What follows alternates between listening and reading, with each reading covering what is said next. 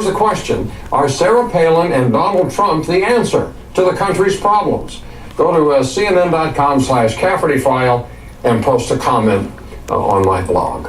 This is a question purely for entertainment purposes. And you will get a lot of response, Jack. I'm looking forward to it. Thank you. It's being called Operation Shady Rat. The United States and the United Nations are among dozens of targets in an unprecedented chain of hack attacks. Governments, world organizations, major corporations, all hit from the same source. CNN's Brian Todd is here in the Situation Room. He's been digging into this story. What are you finding out, Brian? Wolf, this is one of the biggest cyber attacks in history, maybe the biggest theft of information in history, a huge economic and national security threat to the U.S. and other nations, and it all comes from one command and control server. Remember all the recent hack attacks we've reported on? Groups like Anonymous and LulzSec crashing the websites of the CIA, Sony, and PBS? According to a new report, that was just a nuisance compared to one massive series of cyber attacks targeting dozens of governments and companies around the world. Really what we're witnessing is the largest transfer of wealth, the form of intellectual property in history.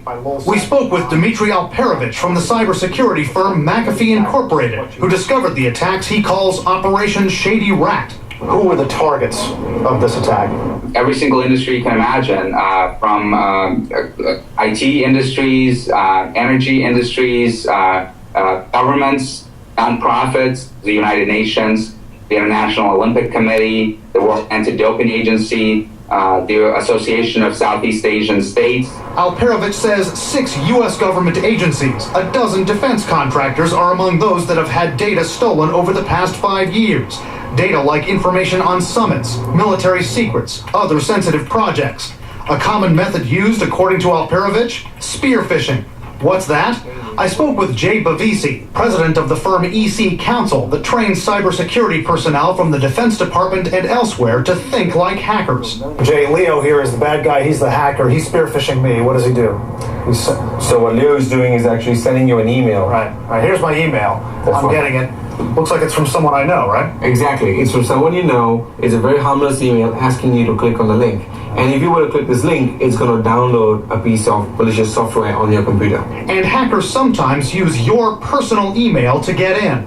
Bavisi says what the hackers are counting on is me as an employee using my work-issued computer to access my personal email. So if I do that, click on a link in an email from a hacker, download that malicious software, that means the hacker's onto my employer's network and can move around. The report's author says these attacks were so large and sophisticated they could only come from a government. He won't name one because he says he doesn't have hard evidence. I spoke with cyber espionage expert James Lewis. What government could have done this? There's only a few countries that could pull this off. You can narrow it down to 2, China and Russia. And when you look at the target list that's all in Asia, you have to think China. Who else spies on Taiwan? The report lays out a circumstantial frame that could point to China. The fact that the the hackers actually targeted several Asian governments, that American defense contractors were targeted, and the fact that none of the targets are in China. Contacted by CNN, an official at the Chinese embassy called that assertion unwarranted, irresponsible, an attempt to vilify China. He says China is actually itself often the victim of hacking and that it wants to work with other countries to prevent it. Wolf. But there is a way for these hackers to pretend it's coming from China, make it look like it's coming from China, but it's really not. There is a way to do that. Experts tell us that hackers from Russia possibly could take control of a server in China, make it look like it's all coming from China.